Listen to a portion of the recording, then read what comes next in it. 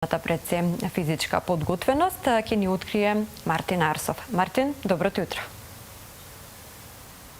Мими, добро утро повтор пат од Ново Лисиче. Верувам ќе се согласиш и ти, пандемијата на корона кризата и коронавирусот секако длабоко навлезе, речиси, во сите сфери на општественото живење, почнувајќи од здравството, економијата, бизнисот, понатаму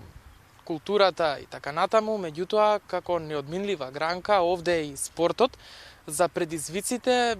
и последиците кои што ги трпат спортистите од корона кризата. Разговарам со Весна Кираџиева, атлетичар, но и добро позната во јавноста како кралицата на Скопскиот маратон. Весна, добро ти утро. Добро утро и на вас и на вашите гледачи на сите телевизија. Како си најпрво? Супер, одлично, расположена, ете, утрински. Така, Весна, за жал не можеме баш да го насочиме разговорот уште на почетокот со позитивно, па ајде ќе ја свртиме на поведрата страна и покрај пандемијата на коронавирусот, годинава Скопскиот маратон, иако одложен, се одржа. Кажи ми, кои се твоите импресии? Искрено, јас сум задоволна од целата ситуација, значи како сето тоа изгледаше, како организаторите го спакуваа вака голем настан, пред се затоа што нели мораше и бројката да се редуцира, имавме само 1500, кои што да речеме споредбено со она лани имавме некои 12.500 учесници, сега особено на најмасовната трка која што беше на 5 км, учесниците нели оваа година нема право на учество, односно беа ќе бидат префрлени за наредната година. Меѓутоа таа бројка од 1500 тркачи кои што бевме само нели на маратонската и на полумаратонската трка, буквално со нетрпение бевме во исчекување за ваков настан, бидејќи ни недостасува искрено вакви трки не само во Македонија, туку генерално во светот, и имаше навистина голем интерес дури од странски надпреварувачи се распрашуваа кај нас, посебно оние кои што не знаат лично нели од репрезентација, што се знаеме со колегите од другите репрезентации, често не прашува како е таму ситуацијата, дали може да се влезе слободно, дали ни требаат некои посебни тестови, така што навистина имаше голема заинтересираност, а настанот и убаво изгледаше. Значи буквално не можам да кажам дека ништо не му фалеше во споредба со она претходно, освен што немаше нели масовен старт, бевме буквално елитните тркачи, ние кои што сме нели претенденти за повисок пласман, бевме издвоени напред на стартната линија, а назад буквално сите беа на растојание, тргнуваа во стартни бранови, така што немаше мешање, пред стартната линија сите носевме заштитни маски, така што тоа воопшто не беше проблем и воопшто не слушнавме дека некој од таму покажал некакви знаци, симптоми дека може би е заболен или дека потоа се разболел, така што ете успешна манифестација од секој аспект. Така, споменавме дека Скопскиот маратон наместо во мајчинам се одржа во октомври. Како течеа подготовките? Подготовките беа напорни со оглед на тоа што во тој период нели имаше многу полициски часови,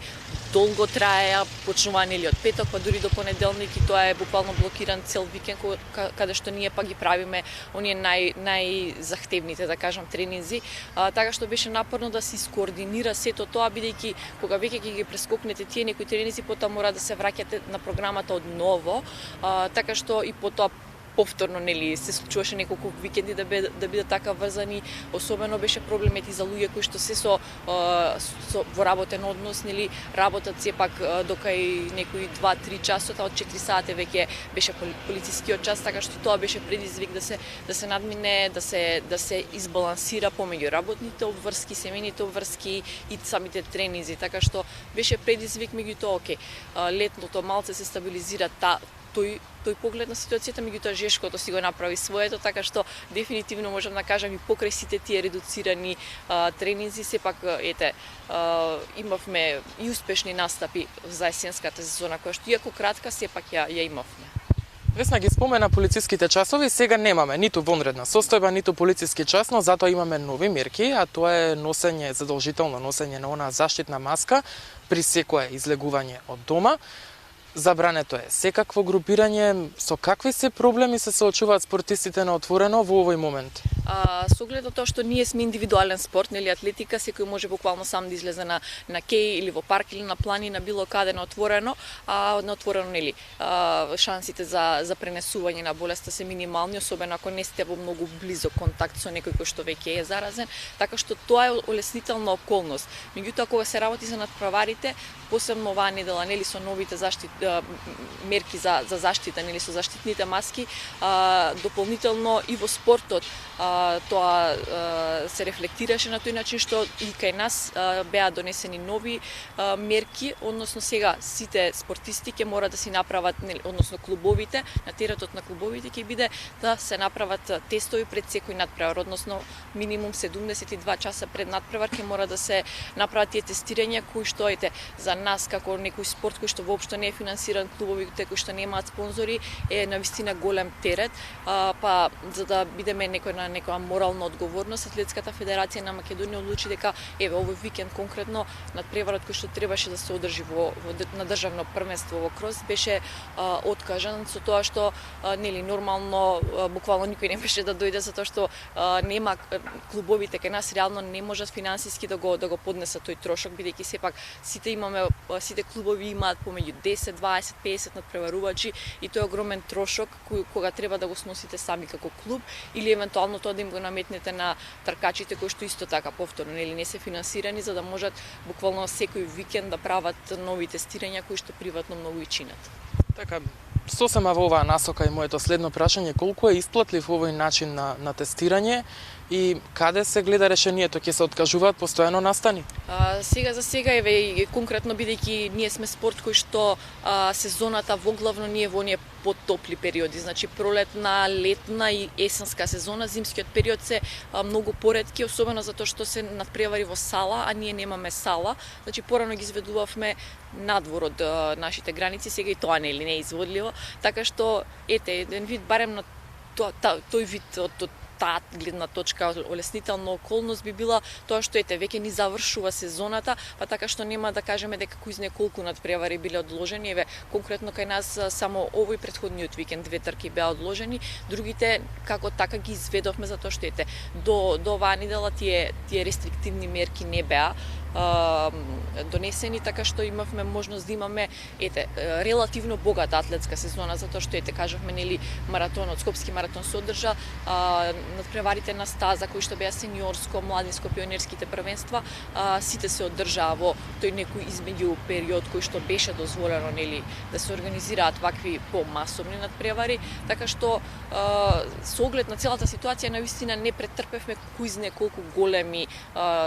загуби во однос на тоа организирање на надпревари, горе-доле се одржа. Повторно ќе кажам, нели со оглед на целата ситуација имаше точно дека имаше и одлагања, и поместувања, и откажување на надпревари, меѓутоа за секој да има барем по 1, 2, 3 надпревара во годината имаше и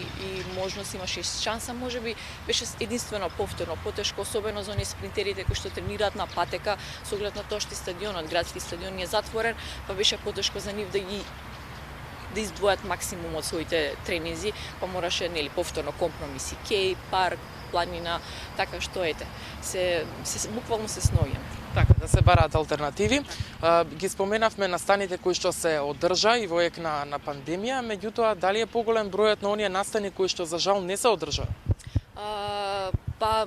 Генерално земено мислам дека не, затоа што проблемот беше само што беа од пролетната сезона, презакажени за наесенската, па есенската ни дојде многу пообилна, наместо да биде растеретено и избалансирано тоа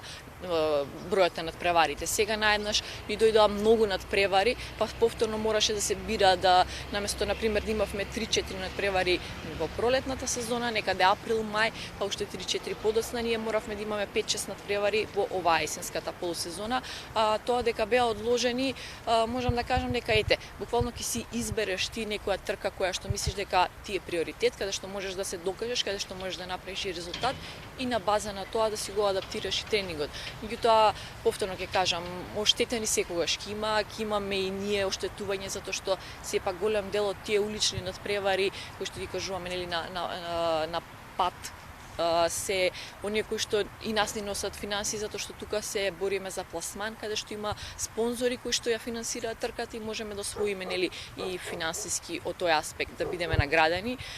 И дел од тие трки ни беа ускратени, па ете на тој начин сме ние и како индивидуални спортисти оштетени, меѓутоа што се однесува на повторно на надпреварите на стаза, тука се буквално сениорски првенства, пионерски, младенски, каде што секако немаше нели финансиска поддршка, бидејќи сепак се државни првенства,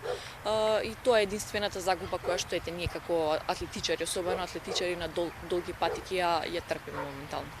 Имаме ли најави за евентуално нови настани во догледно време? Па неколку што знам дека повеќето ете од тие улични трки се претворени во виртуелни, односно тоа значи дека луѓето можат буквално, посебно сега со своите часовници кои што се нели смарт часовници, па можеш да си го мериш и растојанието и километражата и времето, си пријавуваат своето време онлайн, односно преку апликацијата која што самата трка ја нуди, и тој резултат им го сметаат како истрчана трка, што е импровизација на некој начин. Меѓутоа, па и на некој начин на некои луѓе тоа им е потребно колку да ги мотивира да излезат од дома, да трчаат, да рекреираат, затоа што буквално во виртуелните трки не можеш да бараш пласман. Мислам, секако дека има пласман, меѓутоа не е релевантно затоа што секој сам си го мери времето, па може да каже еве јас и светски рекорд направив. Од таа гледна точка, значи од точка на организаторите, не можат да го класифицираат тоа како да, супер, си истрчал светски рекорд, еве ти медала. Туку повеќе е насочено кон тоа да, супер си ја финиширал оваа трка виртуелна и ќе те наградиме, можеби дали со медал, некои само дипломи даваат, секој индивидуално. Меѓутоа ете, тој начин, виртуелниот начин на надпревари е по активен овој период. Сега кога сме веќе кај технологијата, алатките кои што ги нуди технологијата, ги спомена и виртуелните трки, ти воедно си и тренерка и одржуваш онлайн тренинзи. Како се одвива тој процес? Вака, ние од предходно јас го имам започнато, со оглед на тоа што голем дел од оние тркачи кои што ги тренирам се повторно ќе кажам и семејни луѓе со работни обврски не можат да доаѓаат на тренинзите кога ќе кажам на пример понеделник, среда и петок од 16 часот. Луѓето се нели можеби зафатени со своји обврски, не може да им го ограничиш времето, а сепак сакаат да тренираат. Можеби некој може сабајле наутро во 5 часот да стане и да си го направи тренингот пред работа, некој доцна попладне или навечер, зависно нели повторни од временските услови, така што најдобро беше и од предходно кажувам дека ова го практикувам, програмите да им ги давам онлайн, односно се работи за рекреативци кои што веќе се на некој начин уходани, знаат за што се работи, буквално не се почетници од нула, бидејќи со нив сепак мора да се работи на видено и со нив да се отрча, да се направи консултација на лична основа. Додека со овие рекреативци кои што веќе се во некоја подготвителна база, кои што веќе настапувале, тренирале, можам буквално да им ја насочам програмата, да им кажам во тој ден тоа имаш на програмата, тој ден тоа и буквално да им ја напишам и така да им ја испратам, па потоа да се консултираме дали телефонски, дали повторно нели или по социјални медиуми или по имејл, да се консултираме за текот на тоа како ми помина тренингот денеска, дали имав болки некаде, дали чувствувам дека можеби треба да направам пауза. Сето тоа е во континуирана консултација со луѓето кои што ги тренирам. Секоја нели работа си има и своји добри и лоши страни, предностите кои што ги нуди технологијата се големи, меѓутоа ако треба да се направи ете некоја паралела онлайн тренинзи или тренинзи на отворено, што би одбрала? Па да, секогаш нели ќе одборам нешто на отворено, односно каде што може да си во близок контакт со некој што работиш или со спаринг партнерот со кој што тренираш или со конкурентите на трка, бидејќи така и се напредува реално со конкуренцијата кога е покрај тебе, кога гледаш дали се близу, дали се далеку, тогаш повеќе можеш и нели да фатиш приклучок, додека кога тренираш повеќе или трчаш сам или трчаш трката виртуелно сам, тој аспект на конкурентност е повеќе сам со себе, го гледаш нели само часовникот, дали напредуваш, меѓутоа друго е кога има човек до тебе, буквално таа конкурентност е на повисоко ниво. Така, Весна, знаеме дека еве во ек на короната сите зборат за имунитетот, како да се зајакне имунитетот, колку е важно здравието, па важен ли е имунитетот за еден совршен, би рекол, атлетичар? Нормално, мислам самото по себе доаѓа. Ние, мислам, еви јас конкретно секогаш потенцирам дека за да имате посебноите со ваков тип на заразни болести е важно да се изгради тој силен имунитет однапред, бидејќи подоцна е веќе доцна.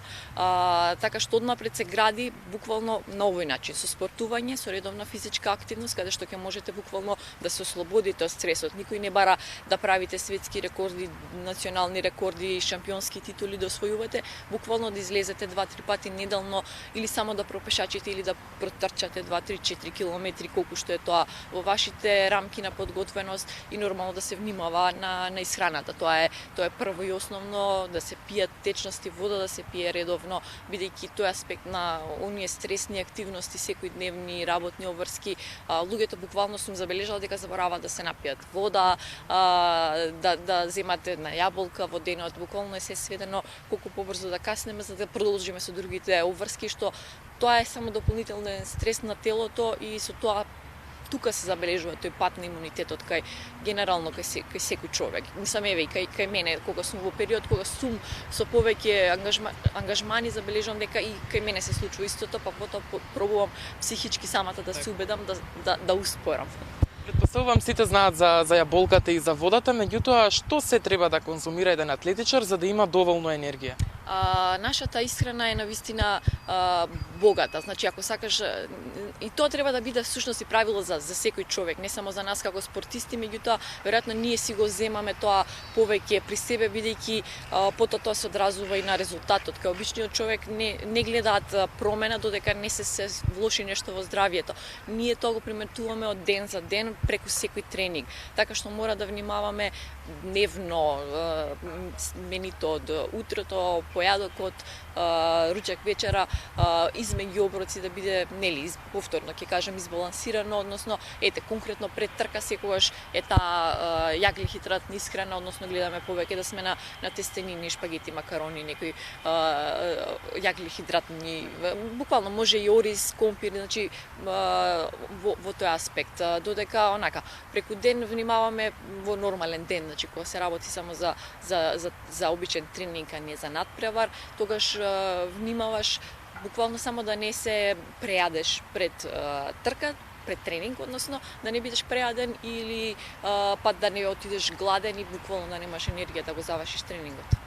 Се што е умерено и добро и годи. Весна, многу ти благодарам за разговорот и посакувам убав викенд и добро здравје. Фала и на вас, благодарам за убавиот разговор, се надам дека бевме од помош на вашите гледачи. Секако, добре дојдена во нашата програма. Тоа беше Весна Кираџиева, атлетичар,